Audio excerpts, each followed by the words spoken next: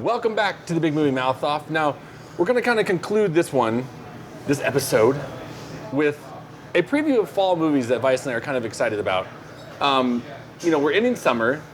It was a fun one, but now we're kind of getting into I'd say almost like award season. Well, fall's weird. Well, yeah, there are awards, but there's also your thrillers. Yeah, and they're late transitioning. Yeah.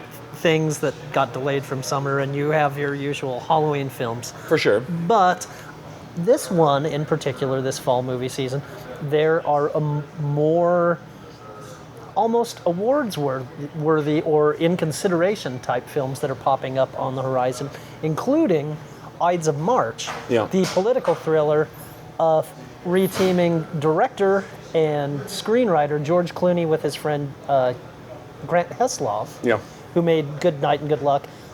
Here they adapt the stage play. It's about machinations going on behind the scenes of a presidential campaign, a presidential candidate played by Clooney, and his top advisors played by Philip Seymour Hoffman and Ryan Gosling. This is really exciting for me because this has been a really interesting year for Ryan Gosling. For sure. I mean, we've talked about Drive. You know, my heart still beats fast when I mention that movie, and just the title gets me alone.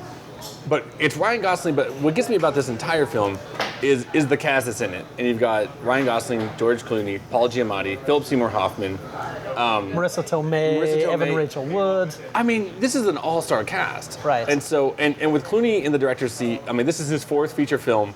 You've got, and what I love about Clooney is that, Good Night, Good Luck, it probably seems like this is the most like Good Night, Good Luck, just in sense of tone. Because the other one, Leatherheads and Confessions of a Dangerous Mind, are definitely of a different nature. But, I think he's kind of proven that he can dabble in different genres. Absolutely. So, it's nice to have him reaching out into a genre that's unfamiliar. Although, obviously, personally, he has a lot to say on the subject of politics. Oh, easily, yeah. I'm interested in seeing how he balances that. I expect us to get a promo soapbox with this screen. A bully pulpit? Oh. Well, kind of going on to the other side of things, there's a movie coming out that I'm a big fan of the original. I think you are too. It's one of my all-time favorite horror films, actually. It's fantastic. This one, same title, but apparently this is what they're calling the prequel of The Thing. Yes. This is John Carpenter made the original. 1981. Carpenter is one of my all-time favorite directors. And so this one, at least based on the trailers, it looks like it's just as gory, if not more. And they're going to have a lot of fun with this. And I'm excited to see it. I mean... Absolutely. And a lot of this stuff was alluded to in the Carpenter film. The Norwegians, or as Kurt Russell's character called them, crazy Swedes.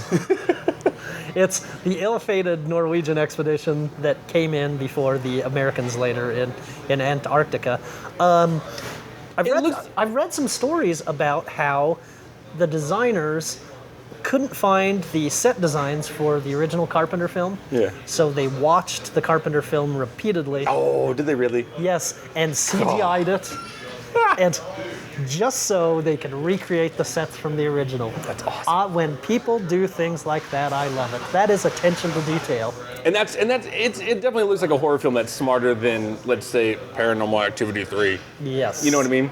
But what's funny, the next one I want to talk about is I don't want to say horror, but also could be in the realm, and I think they will go for it, an Oscar run. Right. And we've talked about this before back in January when we saw it at Sundance, and it's Kevin Smith's Red State. Right. This is a film that you and I have already expressed our love for, and I can't wait to see it again on the big screen. Right. It's been on video on demand, and trust me, I've already watched it again.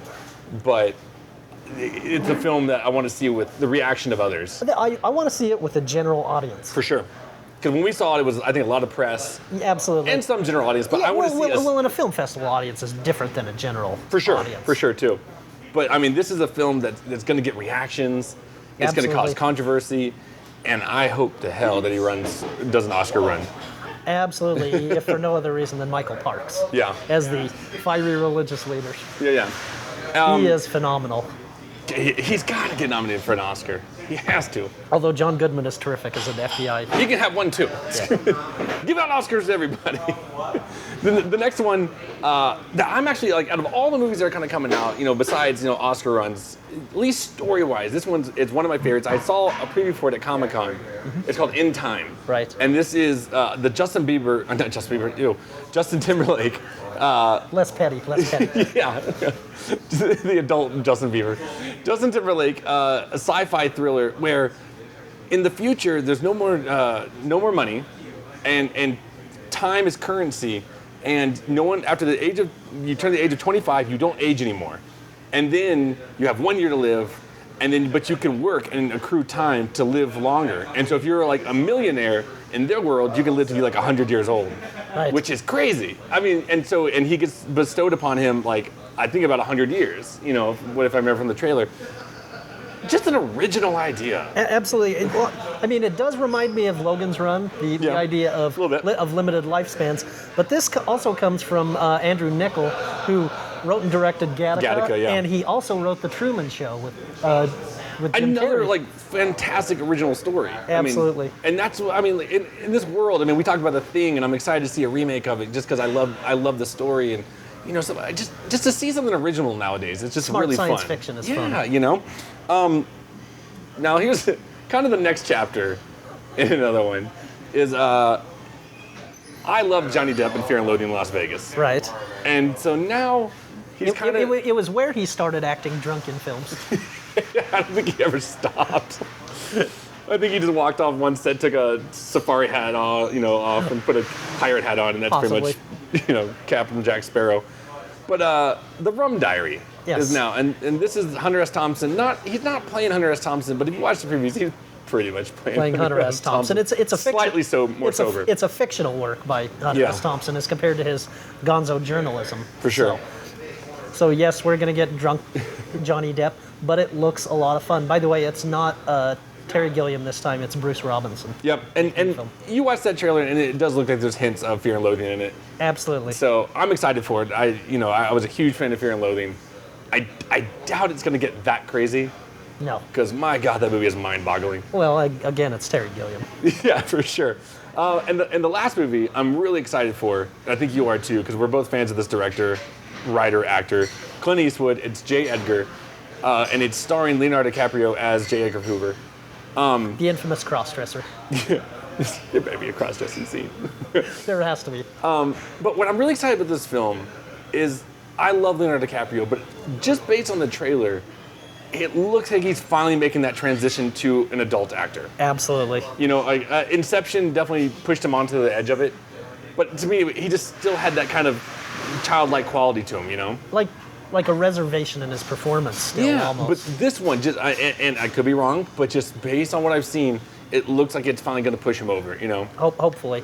And if anybody could get that kind of performance out of him, I think it's Clint Eastwood. God, if Clint can't do it, who the hell can? Yeah, and Hereafter, Clint has a little atoning to do. Oh God, yes he does. Yeah. Okay. Yeah. Now, don't say Clint in Hereafter. It just hurts my feelings. Strike that from the record. Well, I think that's about a good handful of movies that we're excited for this fall. Yeah. Some award-worthy, hopefully, and some that will just be fun. So, and when we see them, we'll tell you what we thought. But yeah, I guess that's going to do it. Yeah, in the meantime, let's recap what we did. Dolphin Tale. 1.5. 2. You thought the dolphin was cuter in 2D. I did. It was in my face too much. Yes. It smelled weird. And we both really liked the smart and funny Moneyball. I believe both 3.5 stars. 3.5. High recommendation. Damn near perfect. Yes. If not for Drive. Oh, because Drive's out there. Yeah, exactly. So anyway, next week we'll have more new movies for you, including the long-awaited arrival in theaters of the horror comedy Tucker and Dale vs. Evil. I think that's your long-awaited. You've been waiting for 2 years for that thing to come out. I have. And 50-50, the cancer dramedy. And what's your number? Yes. Anna Faris and Captain America. We'll see. Who knows? We'll see. All right, we'll see you guys next week.